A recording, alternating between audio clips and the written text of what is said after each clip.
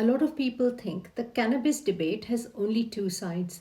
One side says cannabis is harmless, it is natural, it is basically medicine. The other side says cannabis is dangerous and nobody should ever touch it.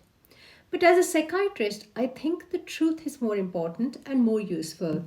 In this video, I want to talk about cannabis and psychosis, what the evidence actually suggests, who may be at higher risk, and why modern cannabis is not always the same drug people imagined from decades ago. First, what do we mean by psychosis?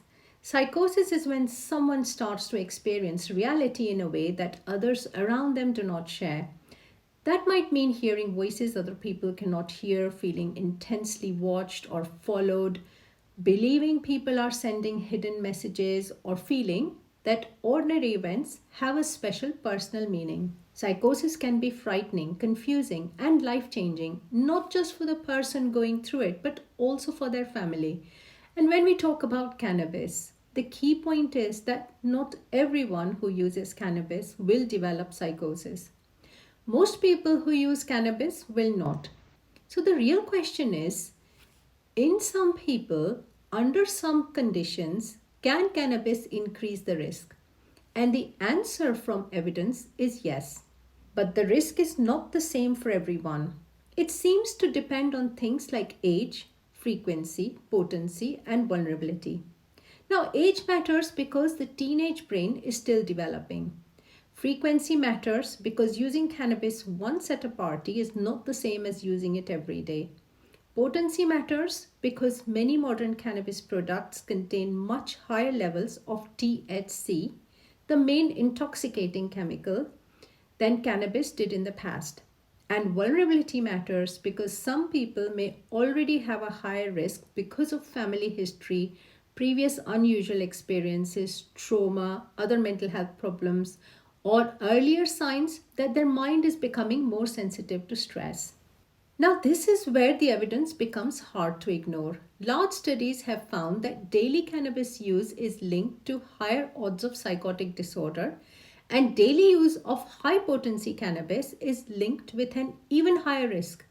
In one major European study, daily cannabis use was associated with more than 3 times the odds of developing psychosis compared to never using cannabis, and daily high potency use was associated with nearly 5 times the odds. That does not mean cannabis is the only cause of psychosis. Psychosis has many causes, but it does mean cannabis can be one important part of the risk picture, especially when use starts young, becomes frequent, and involves high THC products. One problem is that people often talk about cannabis as if it is one simple thing. But cannabis can mean many different products.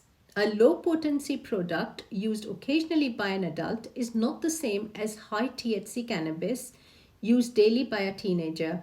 Vaping concentrates, oils, edibles, and high potency strains may expose the brain to much stronger doses than people realize.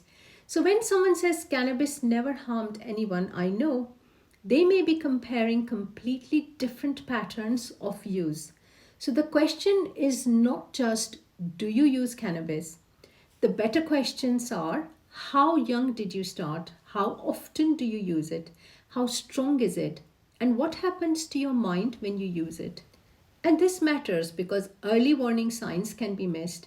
If someone starts using cannabis and then becomes more paranoid, more withdrawn, more suspicious, more anxious, or starts hearing or sensing things that others do not, we should not simply laugh it off as just being high.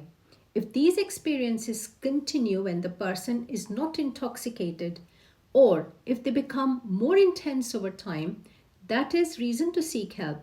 The earlier someone gets support, the better the chance of reducing harm. Now, this is especially important for teenagers and young adults because this is the age when both cannabis use and first episode of psychosis can begin. And seeking help early does not mean something terrible is definitely happening. It means taking changes seriously before they spiral. Sometimes the right support can reduce stress, improve sleep, help someone cut down or stop cannabis safely, and make sense of frightening experiences before they become a crisis. The message is not panic, it is notice the warning signs, talk to someone you trust, and get help early because with psychosis, earlier support can make a real difference. Please subscribe to my channel if you enjoyed today's video. The more subscribers I have, the more YouTube gives me the ability to make more creative videos. Like it, share it, tell it to all the people you know, and thank you for watching.